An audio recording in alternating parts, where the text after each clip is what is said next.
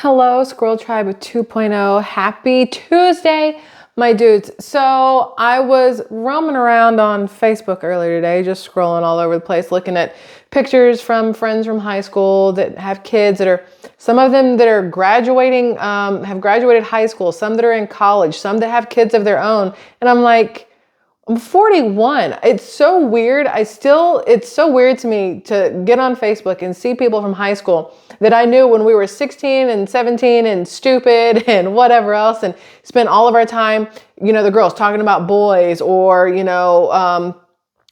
I don't even know, talking about bands and listening to music and going to the mall and doing all these things.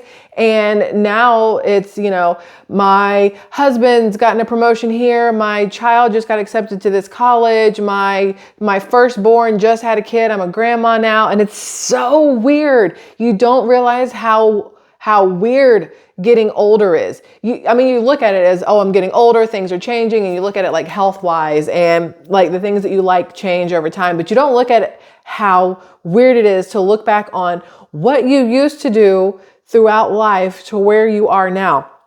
Like, I'm scratching my nose because it itches. When I was little, I would have shoved my finger up my nose and scratched it that way instead of doing all this. I would have just stuck my finger in my nose and done whatever. If I had a wedgie, I would have stuck my whole hand in my butt to pull my underwear out. Now we have wedgies on purpose by wearing thongs. Like, what happens as you get older? It's like brain cells stop working sometimes, I guess. But it's just really weird, the things that change as you get older. And one of those things I was thinking about is, for some reason, it seems to me that most of the time, not all the time, most of the time, kids are nicer than adults. They're also like way more honest. The most honest people you'll ever find are drunk adults and toddlers, right? Like, I think that's how it goes because they're both going to tell you the truth, whether you want to hear it or not. But I was thinking how kids are generally really nice, especially little kids, probably before they hit, the tweens and then the teenage years. And then they're not really kids anymore. Now they're small little terrors. I don't know. But when they're really little, they're very honest, but they're also very sweet a lot of the time. And they see you have a boo-boo. They want to kiss your boo-boo the same way you do theirs to make it feel better. Like if you bang your elbow, they want to kiss your elbow, make your elbow feel better. If they see you don't feel good, they want to come give you kisses. They want to bring you something to drink. They want to bring you food. They want to do all these things the same way you take care of them. They want to do the same things for you when you're little. And then I don't know what happens. I don't know if it's society kicks in and people become a little bit harder and they're not as nice. They're not as trusting. They're not as friendly. They're not as, I want to use the word gullible also. Things change as you get older. And I don't know if it's because of who we hang out with, who we surround ourselves with, if it's because of media, if it's because of social media, like what makes the change from wide-eyed, innocent, nice, honest, happy, whatever children to whatever we are throughout stages of our life. And I was thinking about it because even where I live, I've talked about it before, I see homeless people every once in a while, but then I'll jump on social media and I'll see videos of a woman who pulls up in her van, gets out of her van, straps on a fake pregnant belly, pulls out a stroller, puts a bunch of crap inside it and then covers it with a blanket so it looks like she's got a baby in the stroller. She looks pregnant. She changes her clothes, messes up her hair, wipes off her makeup, and then picks up a cardboard sign out of the back of this minivan and goes and sits on a street corner asking for people for money for her and her baby because they're homeless and they're hungry. And you see these kind of things, and it makes it really hard for you to believe that what you're seeing when you go out is real because you see all this other fake stuff on social media, right? So you think to yourself, well, I don't know if that person's really homeless. I don't know if that person really needs help. I don't know if that person is whatever. And so a lot of times we don't look at them. We don't pay attention. We just keep driving like we don't see them, which is probably why a lot of people stand on street corners. It's very, very difficult to be the first person at a light with somebody standing right here and you trying to laser focus ahead and not make eye contact with the person standing there holding the sign that says U.S. veteran, anything helps. Homeless mom, get 3 mouths to feed, anything helps. Any spare change you have helps. All these signs that you see. We've become so, I don't want to say jaded, but maybe jaded or so untrusting, I guess is the right word, because for so long, I think a lot of us felt gullible when we would see things. And then social media comes out and shows you how gullible you are with the fake homeless people and the fake this, that now you have to harden up, toughen up, and don't believe everything you see. Believe half of what you see and none of what you hear, I think is the phrase that how it goes. Kevin says it all the time, my husband.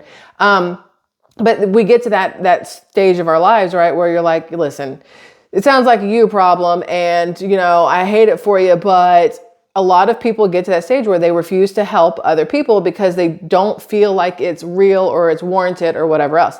And I've had those moments. We all have. Anybody who says they haven't, you're lying to yourself, boo-boo. Don't do it. We've all had it where we've been sitting there in the car or we're somewhere and you see the person walking towards you and you're going, God, come on, light, change, light, change. Or you do that thing where you hit the lock button on your car to make sure all your doors are locked, or you had your window down because it's really nice out, but you see somebody that looks like they might possibly ask you for something. So you put your window up, or you turn your music on, or you pretend you're on a phone call. We've all done some way, shape, or form of something in there at least once in our lives. And again, if you say you haven't, it's probably because you're Mother Teresa, right? But everybody else, we've all done it at some point. And I was thinking about the fact that here where I am, we see the same people over and over, which then leads me to believe, okay, this is legit. You're the same people over and over. I feel like it's legit, but I also feel like at this point in time, you should stop standing on the same street corner. It's not doing you any good. There's got to be ways to get help. And so, I've looked up places around here that offer help and that go out and help the people of the communities who need it. But I was scrolling around on Facebook and this thing popped up and I want to show you the picture. Let's see if I can the picture here. It's a really hard picture to see, so maybe not, but this is the picture, right? It looks like an older person sitting next to a bicycle, right? That's what it looks like. So I click on the picture because I'm kind of curious. It's grainy, there's words with it, and I read the words, and this is what it says, all right? It says, I was at McDonald's in Poughkeepsie, New York tonight around 10:30 p.m. getting the girl some fries, and I'm assuming it's either a kid or girlfriend or something like that, getting the girl some fries and a milkshake when I noticed the guy sitting down next to his bike. I kind of had a feeling he wanted to get food, but couldn't. No car, no lobby, lobby closed. So I offered to go around the drive-thru for him. He pulled out a crumpled up coupon for a BOGO, buy one, get one, Big Mac, and was struggling to get all the money together. So I offered to buy his meal. The sad thing is, prior to that, we watched car after car pass him right by. And I thought to myself, that must be a terrible experience, watching the world go right by you like that and not pay you any attention, like you don't even exist. It made me realize this world goes by so fast that sometimes we forget the simple and basic good human qualities that we all possess, like empathy, humility, compassion, and more importantly, generosity. I read that and I thought to myself, man, I am that person. I'm that person who has been in some sort of line, whether it's at Starbucks or whether it's at the ATM, which at the ATM, I'm pretty sure you should just keep moving. Don't let homeless people or anybody else get near you at an ATM. That's the one place where I'm like, this is not where you help somebody. This is where you might get shanked, robbed, whatever. Keep moving if you're at an ATM. But other places, I have been that person who has seen somebody and just kept going. But I try to rationalize it in my mind later going, oh, they rode their bike there. They probably already ate. They're just sitting there because they're full before they ride their bike home. Could that be accurate? Sure. I'm sure once or twice that has been correct. But other times I try to rationalize with myself why I didn't pull over and offer to help or give some food or buy some food. With that, knowing good and damn well, I can see the rest of their possessions in the trees behind them. And I can see clearly that they are dirty. And I can see clearly that they are probably hungry. And I still kept going. And I try to rationalize it with the whole, well, what if they're dangerous? What if there's something wrong and I pull over and I roll down my window and they have a gun, they have a knife, they have something? Because you have to think safety first, your own personal safety. And if the kid's in the car with me, I'm sorry, I don't care what the situation is. I'm not pulling over. My child is more important than anybody else on the face of this planet. I don't care who you are. She comes first. So most of the time she is with me. I don't pull over. I don't roll down my windows. I don't unlock my doors. I don't do anything like that. I don't offer things. There have been plenty of times though where I'll see somebody and I will get extra food and out the window, out the passenger side, I will try to, hear whatever. I have walked to places and set it down where I can see somebody and gone back to my car, trying to pay attention to where they are at all times, not turn my back on anybody, which again sounds some kind of way, but safety first is still paramount in all of this. But it made me realize that over the whole last couple of years with C19, I feel like it was like a really, like a seesaw, right? Like some people you went from that neutral position where you helped when you could, but also you didn't really want to. And then these things happened. And some people said, I'm not helping anybody. I'm not helping a single person. I'm down here. I got to take care of me and mine because jobs are being lost. Everything costs so much. I'm not helping a single soul. Help yourself, or, get off the seesaw, right? But then you have the complete opposite side where these people here said, I see what it's like. I've been there. I see what's happening to our country, our world. I'm going to do everything I can to help everybody else. And the downside here is these people who did everything they could to help somebody else forgot to help themselves, and now they're slowly dropping and they don't have anybody to help them, and they're low on stuff. These same ones that refuse to help anybody and do anything, they're probably coming up a little because they kept everything for themselves. They didn't give anything away. So you're back at this same spot in life, but who feels better? The person who helped people and it kind of hurt them in the long run, but they were able to say they helped this many people, or the person that didn't help anybody, but they were able to hold on to or regain or hold on to their own stuff. So they feel good because they didn't lose anything, but there's nothing to feel good about because they didn't help anybody. Like, which side of the seesaw do you want to be on? It's kind of, I don't know if any of this little metaphor analogy makes sense. It started to in my brain, but I'm thinking maybe not, because seesaws don't start here. They generally start one end on the ground and one. Y'all know what I mean, though. If you don't, you've obviously never been to 2.0 before. But y'all know what I mean. I think I would rather, I know, I would rather at the end of the day say, I don't have everything I would like to have, but I made it so some people could have something, as opposed to I have everything I could ever want while watching other people lose everything they ever had. I don't know if that makes sense. That makes sense to me, though. And I was just thinking about that because of this Facebook post. I was thinking about the fact that there are way more, it feels like, people out there who would rather say, well, I have what I need, screw you, versus those out there going, you know what? I don't need as much. I'd rather you have something too. I think there's some sort of probably phrase or feel good quote that goes along with that kind of thing. I can't think of it right now. I feel like there should be something, but I feel like you guys are of the mindset of help when you can. And if it means a little less for you, okay. Like, that's how I feel here with y'all. And I feel like there's a lot of people out there that maybe, and I know a lot of people are going to say, this is what church is about and what church is for, and going to church and being religious, being spiritual, whatever else.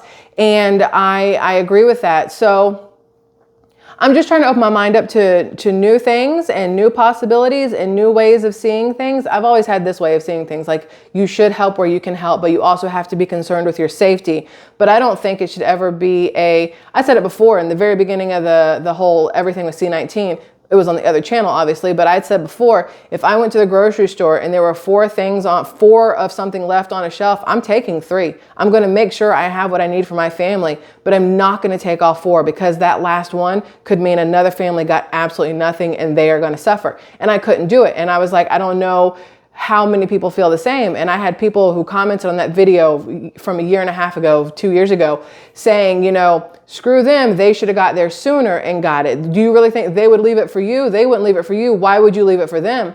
And it comes down to, I don't want to be like the people who wouldn't leave one behind for somebody else. I don't want to be that kind of person. And so I think that's what it all comes down to. Like, my husband and I did a live stream yesterday. And I was talking about, I'm 41 years old and I still don't know the answer to this, which was, what would I do if I could do anything in life and not have to worry about the money? What job would I do? But it also got me thinking afterwards, what was I going to say? Oh, if I could do like anything, I would want to help people. Like, no matter what, I want to help people. I feel like that's what I've always wanted to do, is help people in some way, shape, or form. And I realized that at my age, it's not too late to help as many people as possible. And it's just a random thought that I was having and I wanted to share with you guys. It's never too late to look at things from a different point of view. It's never too late to change the way you think about things, see things, the way you treat others, the way you expect to be treated by others, because that's a big thing too. You can't expect people to treat you in a way that you don't also treat them, which I think is a big one. So there was no point to this except for I wanted to have this conversation with you because you guys are like my therapist / diary, you know what I'm saying? And this is just one of those conversations that I feel like needs to be had every once in a while to kind of remind people to get out of your own shell or your own life and pay attention to what's going on around you and the people around you and stuff like that. That was it. Because if I continue going on, I'll probably start crying and I don't want to do that. So we're not going to do that. I will say that watching Facebook Reels can really mess you up because I was watching this one and it was right after I looked at this picture and I'm watching this one and it's one of those, I don't know what they call it, the walk. Oh, I'm going to do it anyway. So if I cry, just don't even ignore it, close your eyes, don't whatever. An honor walk, that's what it's called. So I'm watching this thing. It pops up after the little thing I just looked at. And it's an honor walk. And it's basically when it's the last goodbye for somebody as they are, going to donate organs is basically what it comes down to. It's the honor walk to thank them for their selflessness to save these other people. And I was fine watching it because I think it's great that people are willing to donate parts of themselves to help other people. It's not the same as donating money and food. It's way more important in the long run because you're sustaining somebody's life by, through the end of yours, which is just if you sit there and think about it, such a hard thing to think about. But, oh, y'all, please hold. Whew. We're good. Hold on. So I'm watching this and I can't tell exactly what's happening until about 20 seconds in when they pan from behind the hospital bed that they're rolling down the hall with all the nurses and the doctors and the family. And they pan around to the front and it's a kid. Y'all, whew. It's one of those things where you don't realize what people have gone through, what they are going through. And you don't realize that we're thinking here that pulling over at the side of the McDonald's to buy somebody a Big Mac or some fries because they're clearly hungry because they don't have a car and can't go through the drive-thru because the lobby is closed. You're thinking to yourself, well, that makes me a good person if I buy them a cheeseburger. Or you're thinking to yourself, well, that makes me a shitty person if I don't buy them a cheeseburger. Or you're not thinking anything because you don't care and you don't even notice the person. That's nothing compared to you're watching this family walk their child down this hallway.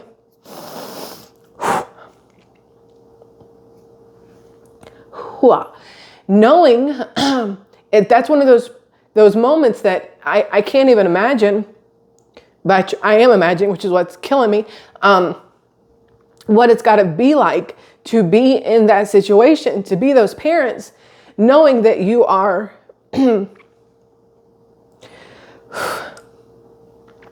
saying goodbye to your child.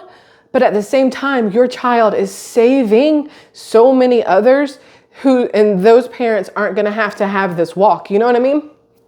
It was just one of those things that makes you look at things a little bit differently. It doesn't help that I have PMS and on my period and everything's like extra emotional for me right now. But it's one of those things where it makes you really take into consideration the fact that you're not all that matters in life. And I hate to break it to people that your life is not the most important one. Everybody's life is just as important. And what people are going through is no more or no less important than what you are going through. I think that as a society, we forget that we are all kind of in this together. Just because we're on different paths, or just because we're from different backgrounds, or just because we have different wants and needs and desires, or because we've done different things or are going to do different things in life, we're all the same. We're all trying to get from beginning to end without fucking it up so bad that it leaves just a black hole when you're done, right? Everybody wants to be remembered for something good. And you want to be somebody that people like and that they respect and that they want to see and talk to and hear from and help and be helped by, whatever else. So it's one of those things where I think we have to sometimes step back from everything and just take a few minutes to really, I want to use the word reconnect or connect with whatever it is you believe or whatever it is you want to believe or whatever it is you need to believe. Ooh, about to knock my drink over. Just to kind of reset our minds, reset our emotions, reset our thought processes on the world. Because right now, especially, there's so much in the news and the media trying to divide everybody when it comes to this country fighting this country, that religion with this religion, that skin color with this skin color, that sexuality with this sexuality, that whatever. At the end of the day, we're all friggin' people. You know what I mean? So that's it. Totally not a normal 2.0 video, and I apologize, but every once in a while, I need to have these talks. And I appreciate you guys more than you know for being here for me to have these talks with. I don't want to call it to, with, because I know you're hearing and I know you're responding and I know we're here, right? We're not always going to agree with each other on everything, and that's also perfectly okay. We do not have to agree with each other. It'd be a really boring world if we all thought exactly the same. But I do think we should all think the same when it comes to we should all strive to be decent human beings. Pretty much the only thing that I think should be a without fail, just that should be your goal in life. Be a decent human being. Yeah, y'all, I love y'all immensely. I really, truly do. Got to go now so I can get the kid from school and also not think about the honor walk because, oh my gosh, that will destroy you. I don't want to imagine like, y'all, I love you. This is why the what if game and PMS, horrible combination. Also, a really good thing, there's an extra bottle of champagne in my little mini fridge over here because we popping bottles tonight and with a heating pad. It's gonna be a wicked Tuesday, my dudes. I love you all immensely. Thanks for letting me have this talk with you. I appreciate you, again, more than you could ever possibly truly know or understand. I think you are amazing. I love you, and I hope you guys have a good rest of your day. And I'll see you again on Hump Day, my dudes.